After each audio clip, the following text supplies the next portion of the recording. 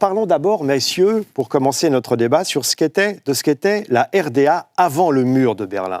La RDA, elle est créée en 1949. Le mur de Berlin lui-même, il n'est érigé qu'en 1961. Thierry Volton, quel est l'état d'esprit des dirigeants communistes? Rappelons qu'en RDA, ça s'est passé de la manière suivante. En 1945, l'armée rouge donc, envahit et libère à la fois l'Est de l'Allemagne. Et dans leur sillage, il y a des dirigeants communistes allemands qui jusque-là étaient en Union soviétique et qui viennent. Ils arrivent dans quel état d'esprit? Ils rentrent chez eux dans quel état d'esprit? D'abord, il faut savoir que ces dirigeants communistes, il n'y en avait pas énormément, parce que soit ils avaient été liquidés par Hitler, mais aussi par Staline. Donc il restait en vérité un résidu du résident communiste. Bon. Donc, alors ils arrivent avec, d'abord, ils sont aux ordres de Moscou, hein, soyons clairs, ils n'ont pas d'autonomie, ils vont faire exactement ce que Staline veut. Et l'idée quand même de ce pays qui va se créer, si je puis dire, et on va y revenir parce que c'est très intéressant à mon avis, c'est de faire de ce pays le bastion de l'antifascisme. C'est donc l'héritage de toute la guerre patriotique, etc. La guerre patriotique, c'est l'URSS. La grande guerre patriotique, c'est 41-45 selon l'historiographie soviétique, n'est-ce pas, que reprend aujourd'hui Poutine, parce qu'il faut quand même faire les choses dans l'actualité, c'est une continuité. Et donc, de faire ce bastion, la vitrine de l'antifascisme. Et ce qui est très drôle, et je vais y revenir sans doute, c'est qu'en vérité, ce régime a pas mal récupéré de nazis. Beaucoup plus qu'à l'Ouest. Donc il se présentait comme le paragon de la vertu démocratique, si je puis dire, en tout cas principal vainqueur du fascisme, et en vérité ils ont employé, alors qu'en face on était beaucoup plus strict, si je puis dire. Voilà. Alors justement, Pierre Rigoulot, est-ce que vous diriez qu'il y a des traits caractéristiques qui distinguent la RDA quand elle naît des autres pays du bloc communiste? Oui, dans la mesure où, d'une certaine façon, se continue la grande guerre patriotique, puisque les nazis ou les anciens nazis sont là. Il s'agit soit, comme le laissait entendre Thierry Volton, de les récupérer, soit, quand même, très souvent, de les punir. Et il faut savoir que la RDA a ouvert des camps particulièrement terrible dans les toutes premières années de l'existence de cette zone soviétique de l'Allemagne. Le camp de Sachsenhausen, par exemple, qui était nazi, a été réouvert pour ces gens qui ont été arrêtés par l'armée. Je crois qu'il faut dire aussi que ce qu'il y a de particulier, c'est que l'Allemagne, dans l'imaginaire communiste, ça n'est pas rien. L'Allemagne, c'est l'objectif. Qui prendra Berlin va s'approcher de la victoire complète du socialisme. Aussi, vous faites allusion au fait que pour Marx, c'était le pays le plus avancé capitaliste, donc il devait être au cœur de la révolution. Oui, mais c'est vrai également chez Lénine. Rappelez-vous, il tente de prendre Varsovie pour... Rappelez-vous la formule qu'on lui prête.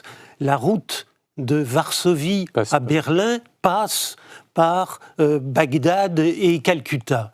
Et ça, c'est important, parce que ça veut dire qu'il y a sans doute le soutien au mouvement d'indépendance, au mouvement anticolonialiste, mais il y a également cette Allemagne qui est la visée du communisme de Staline. Mais pardonnez-moi, juste une précision, quand vous dites les nouveaux dirigeants de la RDA ont utilisé des camps des nazis, je suppose que ce n'était pas forcément avec les mêmes méthodes. Là, il s'agit le camp de Sachsenhausen, je ne connais pas exactement l'orthographe. C'est devenu un camp de prisonniers. C'est un camp de prisonniers. Et on y meurt. Tous ces camps qui existent dans la zone est de l'Allemagne sont je le répète, particulièrement durs. On meurt de faim dans ces camps. Hein. Alors excusez-moi, au niveau des camps, pardonnez-moi Pierre, au niveau des camps, Buchenwald a été réutilisé. Buchenwald a été réutilisé par le régime est-allemand. Et ce n'était pas uniquement des nazis qu'on y mettait, hein, c'était aussi surtout toute l'opposition éventuelle, démocrate, etc., qui sont morts dans des conditions assez difficiles. Je comprends, mais on peut aussi utiliser l'extermination. situation, j'entends bien. Mais bien sûr, il faut quand même... Ne confondons pas les choses. Il faut quand même le préciser. Oui, bien sûr. Il faut quand même le préciser.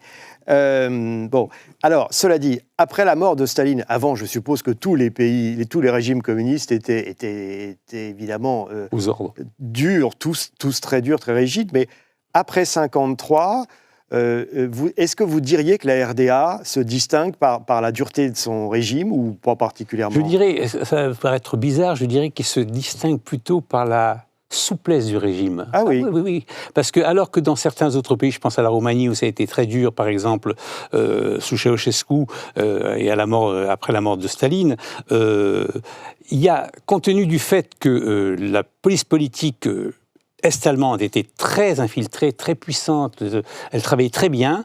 Si vous voulez, elle a réussi à recruter énormément d'Allemands et donc d'infiltrer totalement la société, ce qui permettait d'être moins répressif au niveau bâton. Vous voyez ce que je veux dire? Voilà. Donc c'est pour ça. Alors évidemment, ça paraît un peu bizarre, un peu plus souple. J'entends bien que c'est un peu peut-être exagéré, mais enfin, c'était pas aussi la terreur. C'était pas forcément la terreur brutale qu'on a pu connaître, par exemple en Roumanie, incontestablement, ou en Bulgarie. Parce que l'omniprésence de la Stasi, elle est immédiate? Elle est énorme, rapidement. Effectivement, dans les années 60, vous avez 175 000 personnes qui travaillent comme informateurs pour la Stasi et à peu près 80-90 000 fonctionnaires. C'est quelque chose d'énorme. On voit ça dans le film, La vie des autres, qui est un film célèbre. Je voudrais continuer, c'est intéressant ce que disait Thierry, sur la relative souplesse et la relative dureté de la RDA. Il y a les deux aspects, parce que vous avez d'une part la nécessité, effectivement, comme dans les autres États communistes, de mettre la main sur l'opinion publique, surveiller les gens, écarter d'éventuels râleurs, ça c'est sûr. Mais il n'y a pas que la répression qui est dure, il y a aussi autre chose. Je veux dire qu'il y a l'envie de présenter aux Occidentaux, et surtout à l'Allemagne, cette partie Est comme finalement tentante.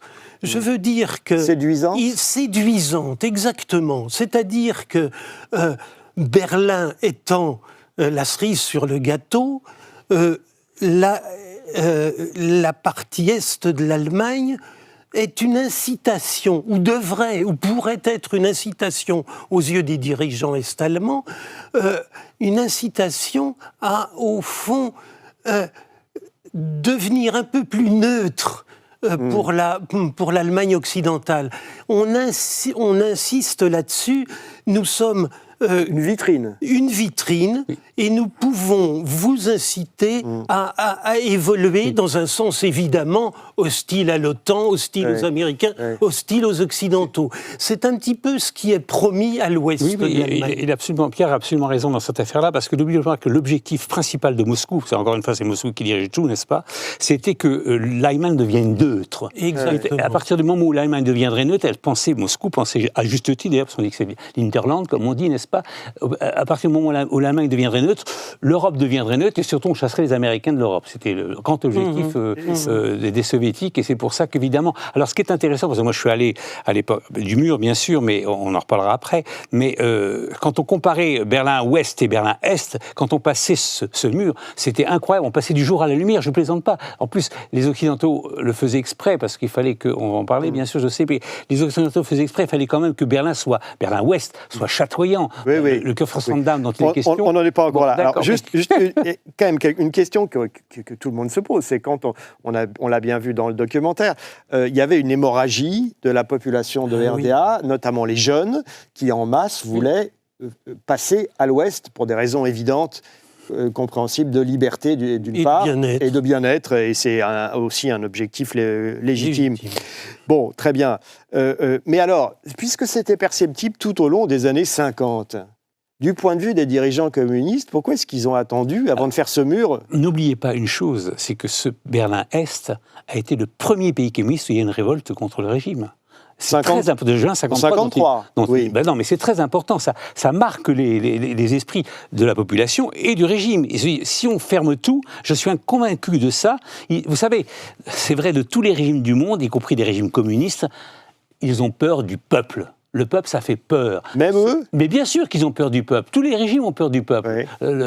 Le peuple est le roi, si je puis dire. Hein, oui. On l'oublie souvent, mais bon. Donc, ils ont peur du peuple. Donc, il y a eu cette révolte de 53 et ça a forcément énormément marqué l'esprit du régime et des dirigeants en disant on ne va pas tout fermer parce qu'on ne sait jamais ce qui peut se passer. Alors, juste en deux mots... C'est une interprétation, je ne suis pas sûr, parce que je n'étais pas dans le bureau politique. Alors, non, rappelons juste pour les internautes et les téléspectateurs qu'en 53, après la mort de Staline, il y a des émeutes ouvrières qui sont écrasées dans le sang à Berlin-Est, et c'est à ce quoi que vous faites allusion. Mais alors, donc, Thierry Volton me répond, si le mur n'a pas été construit avant 61, alors que les gens partaient en masse à l'ouest... S'ils ne sont pas partis en masse tout de suite, excusez-moi, ils ont commencé à partir de 58, 59... C'était plusieurs millions en une décennie. Bien sûr. Plusieurs millions en une décennie, c'est quand même quelque chose de spectaculaire. Cher Guillaume, il faut tenir compte aussi de ce que nous disions tout à l'heure, c'est-à-dire de cet effort pour attirer l'Allemagne occidentale. Il y avait un coût à payer. Ils ont hésité. Effectivement. Ce qui fait que dans l'histoire des premières années de la RDA, vous avez à la fois des coups durs, 53, mais aussi les ultimatums agressifs de Khrouchtchev. Il faut qu'à la fin de l'année, les Occidentaux aient quitté Berlin, etc. Et puis vous avez en même temps cette absence de mur, d'abord, avant jusqu'à 61, pour ouvrir la porte de tête ouverte, justement. La carotte et le bâton. À une Allemagne, la carotte et le bâton. Oui, oui. Un peu la menace d'un côté, la séduction de l'autre, et on alterne. Absolument. Alors, les choses vont devenir... Enfin, on en parlera tout à l'heure, mais tout à fait différente à partir du moment où il y aura le mur. Allons-y. Alors, donc, en 61, ça y est, finalement, la situation est trop grave du point de vue des communistes de RDA, et donc, ils érigent ce fameux mur, et Berlin-Ouest devient une enclave dans la RDA. Donc, en fait, les gens veulent entrer dans l'enclave quand ils franchissent le mur, quand ils s'efforcent d'entrer à Berlin-Ouest. Et ça donne une ambiance très particulière à Berlin-Ouest. Vous le disiez, Thierry Volton. Chacun va vouloir avoir, les Occidentaux et les Soviétiques et les communistes vont vouloir avoir... comment dirais-je, montrer une espèce d'émulation. Là, ils sont perdants, hein, forcément, excusez-moi, parce que quand on passait de ce que je disais tout à l'heure... Oui, mais il y a beaucoup de quartiers historiques de Berlin qui étaient à l'Est. Oui, bien sûr. Il y a beaucoup de musées qui étaient à l'Est. Oui, mais enfin, ils étaient pas mal détruits aussi, hein, quand même. N'oublions pas que c'est une ville qui était assez détruite. Hein. Bon, non, mais je parle pas du musée, je parle de l'ambiance, des lumières, des boutiques, des façons de s'habiller, la façon de se mouvoir. On n'a jamais assez réfléchi à ce que pouvait être le totalitarisme dans l'esprit des gens. Un être qui a vécu sous le socialisme... La laideur, voilà. Quelqu'un qui vit sous le socialisme, il ne sait pas ce que c'est d'être libre dans son corps, d'être bien habillé, de voir des jolies choses, etc. etc. Bon, vous caricaturez, Thierry. Non, je ne caricature pas. Je suis sûr que non. J'ai suffisamment étudié le système et j'ai beaucoup voyagé dans le système aussi à une certaine époque. Donc, on ne peut pas perdre jusqu'au sens du beau quand on est sous prétexte qu'on est en RDA. Non, le sens du beau, il existe dans la tête des gens, j'entends bien. Ça, c'est clair. C'est quelqu'un, ça appartient à chacun. Mais le régime est laid en général. Ces régimes-là sont laids. Il n'y a pas de lumière. C'est des régimes sombres. C'est des régimes. Il y a de la tristesse. Vous voyez ce que je veux dire? Il y a l'uniformité dans la. Vous avez remarqué que le film y fait allusion aux chaussures, n'est-ce pas? Il faut avoir un copain pour avoir des chaussures de meilleure Ils font allusion.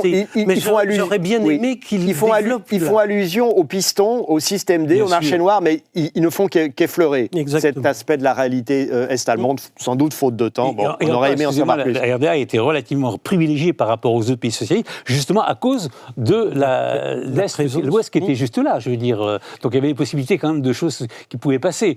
Ce n'était pas le cas en Bulgarie, par exemple. Alors, en même temps, cette RDA, elle va essayer quand même de toujours tirer parti de son cousinage avec l'Ouest, avec les cousins de RFA.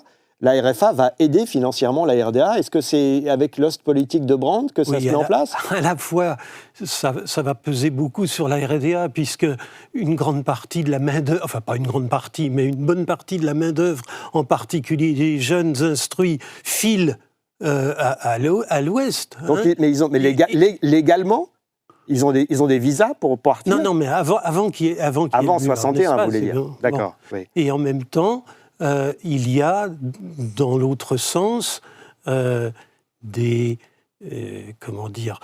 trafics de devises. Oui. Il y a des trafics de marchandises qui affaiblissent l'Allemagne. Et parce qu'on n'y pense pas assez, peut-être, en regardant le film, la situation économique et financière était extrêmement mauvaise. Alors, je crois que vous n'êtes pas tout à fait d'accord avec l'idée que dans les années 70, le régime se stabilise, qu'il y a une espèce d'amélioration du niveau de vie. Oui, de fait, excusez-moi, n'oublions pas quand même que c'est normal qu'au bout d'un certain temps, il y a un niveau de vie qui augmente. Je veux dire, donc c'est une réalité. Bien sûr. C'est une réalité. 25 ans après la guerre, oui. Oui, c'est normal. C'est une réalité. Il faut savoir, et je reviens à ce que vous disiez, c'est que, tout à l'heure, Pierre, c'est que... Excusez Pierre, c'est que y a quand même beaucoup d'argent qui venait de l'Ouest, qui ont aidé le régime pour des raisons de commerce, pour des raisons d'entente, pour des raisons, etc. Mais il n'y a pas que la RDA qui en a profité. Oui, aussi parce que les dirigeants ouest-allemands tenaient à stabiliser aussi la situation. Ils voulaient aussi éviter la guerre, c'est bien normal. Il y avait des prêts. Oui. Il y avait des prêts. À qui empruntait la RDA ? Aux banques japonaises et surtout aux banques de l'Allemagne de l'Ouest. Est-ce que les dirigeants de RFA, ils avaient l'espoir sincère d'une réunification un jour? Ou est-ce que ça leur paraissait mythique? Une espèce de discours obligé qu'on tient à sa population parce qu'il faut bien quand même, mais enfin on sait bien que c'est complètement utopique. Pas vraiment un discours obligé, vous êtes un petit peu dur là, je veux dire, il y avait l'espoir quand même, mais pas prochain. Certainement, on ne le voyait certainement pas proche. Et en 89, comme vous le savez, et 90, ça a été une grande surprise, y compris pour les dirigeants ouest-allemands. Alors, il y a une question assez étonnante. Les chaînes de télé ouest-allemandes pouvaient être regardées à l'Est. Facilement. Pouvaient être regardées, et de façon légale, je crois. Non. Non, c'était illégal. Pas du tout. Attendez, il y avait des rapports. Excusez-moi, il y avait, pas du tout. On incitait les jeunes élèves à dire si leurs parents regardaient cette chaîne. Ah, délation. Délation. Et la Stasi était très très virulente. Alors, ils pouvaient rien faire parce que c'est impossible de brouiller si près. Je veux dire, c'est possible de brouiller de loin, mais pas de si près. Donc c'est pour des raisons techniques, vous voulez dire que la RDA était obligée d'accepter qu'on puisse... C'est très compliqué. Je veux dire, un faisceau... Oui, c'est ça, c'est pour des raisons techniques. Il y avait des raisons techniques. Alors, pour les raisons, par exemple, les radios occidentales, qui, elles aussi, émettaient dans tout l'Est, je veux dire, elles étaient en partie vraiment brouillées. À Berlin-Est, c'était très difficile, même quasiment impossible, parce que c'est tout à côté, de brouiller ça. Et ça a joué un rôle considérable dans la conscientisation des Allemands de l'Est, évidemment. Parce qu'il y avait une comparaison totale. Et c'était un moyen aussi de lutter contre la propagande. Parce que vous vous rendez compte, si vous avez un son de cloche qui est différent que ce que vous raconte la propagande, vous ne croyez plus déjà le régime. Et puis vous avez la publicité. On vous montre la société de consommation. Oui. On a beaucoup parlé de Berlin, comme vous savez, comme le lieu des espions, etc. Il y a quelque chose de plus important. C'est ce qu'il a dit tout à l'heure. La communication. On a eu de Berlin-Ouest des informations qui se sont répandues en Allemagne de l'Est. Et c'était, en effet, ça n'était pas brouillé. C'était intéressant, important. Les gens ont vécu dans la frustration, au fond, à regarder toutes ces chaînes occidentales. Absolument. C'est humain. Alors, il faut aussi dire que Berlin-Est était donc une vitrine du régime. Ça veut dire que la situation était encore plus dure au quotidien dans les autres grandes villes de RDA ou dans les petites villes? Sans doute, oui, sans doute. Au plan économique et social. Je pense que Dresde était moins agréable. Je pense que Dresde, et dans d'autres pays communistes. Sans doute, et peut-être en conséquence, il y a eu moins de mouvements de foule à la fin des années 80, dans les autres villes de RDA, il y en a eu. Hein, oui. En particulier, il y a eu ce mouvement de l'église Saint-Nicolas à Leipzig, qui était extrêmement important. Bon, Karl-Marx-Stadt, Chemnitz aussi a été un lieu de contestation. Mais dans l'ensemble, quand même, les villes de la RDA n'ont pas été aussi actives que Berlin-Est. Alors, nous voilà donc dans un mot sur la fin de la RDA et les années de la chute. C'est assez bien évoqué, je crois, dans le documentaire. Si on se met, essayons de nous mettre dans la tête des dirigeants de RDA à l'automne 89, quand ils se sentent obligés de lâcher Honecker. Qu'est-ce qu'ils pouvaient espérer à ce moment-là ? D'abord, ils ne sont pas obligés de lâcher Honecker, c'est Gorbatchev qui leur donne, leur dit. Ce n'est pas les dirigeants, on dit, on va se débarrasser. Comme il s'est débarrassé, d'ailleurs, dans les autres pays socialistes, des vieux dirigeants qui représentaient mal, pour essayer de mettre en place une nouvelle génération plus présentable. Il n'y a pas d'informations sur ce qu'a pu suggérer Gorbatchev, mais c'est assez probable. Et ce qui est intéressant, c'est qu'on remplace Honecker, en effet, sans qu'il y ait de perspective, sans qu'il y ait véritablement un changement de programme. C'est ça qui est intéressant. Au fond, Honecker, il faut bien dire, avait 76 ou 17 ans, il était fatigué, il était très malade, il avait un cancer. Il meurt très peu de temps après. On va donc, lors d'une réunion du bureau politique, le changer. Mais qui insiste ? Pas de grands libéraux, vous savez. Hein, il y a en particulier le ministre des Affaires étrangères. C'est une révolution de palais, quoi. C'est une révolution de palais entre apparatchiks communistes. Au cours de la réunion du bureau politique, on décide de se débarrasser d'Honecker, et Honecker vote lui-même avec l'ensemble, ce qui fait qu'à l'unanimité, le bureau politique décidera de se débarrasser de Honecker pour raison de santé. Mais est-ce qu'ils ont mesuré la portée de leur décision quand le 9 novembre, ils disent « Bon, allez, on fait la liberté ». C'est vraiment... là, le film le raconte bien, je veux dire, la scène est extraordinaire, elle est très connue, de ce porte-parole on lui pose la question « Alors, c'est quand on va ouvrir le mur ?» Je ne sais pas, maintenant, dit-il. Mais c'est une improvisation totale. Mais comment c'est possible ? C'est comme le stress, la pression de la rue, la pression de la rue. Il a raison, le film a raison. Il n'avait pas regardé les papiers, il n'avait pas fait attention à l'ordre du jour, etc. Donc le stress, c'est peut-être éventuellement la pression de la rue aussi, tout ça a joué, j'entends bien. La confusion au sommet de l'État. Donc c'est un hasard de l'histoire incroyable, quoi. Je trouve que c'est une des qualités de ce film, d'ailleurs.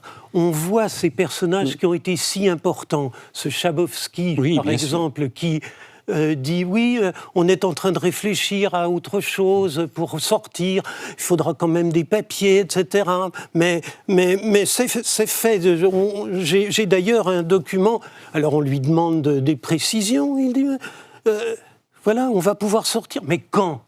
Et il est obligé de... Enfin, il est obligé. Non, il n'était pas obligé, il va dire... Ça aurait pu ne pas advenir. Ça aurait pu ne pas advenir. C'est ça qui est intéressant. Ça serait advenu quand même, parce qu'en vérité, la pression était trop forte. Mais ça n'aurait pas ce jour-là, pas ce... Bon, très bien. Ce qui veut dire que c'est intéressant sur le plan de la philosophie de l'histoire. Je veux dire quelque chose de confus, un grain de sable, une hésitation. Après tout, il ne savait pas très bien lui-même si c'était aujourd'hui même qu'on pouvait sortir, va changer ou participer à la mutation de la planète, du monde communiste. Merci messieurs, on en parlerait pendant des heures du mur de Berlin. Et pour finir, j'aimerais, une fois n'est pas coutume, raconter un témoignage personnel.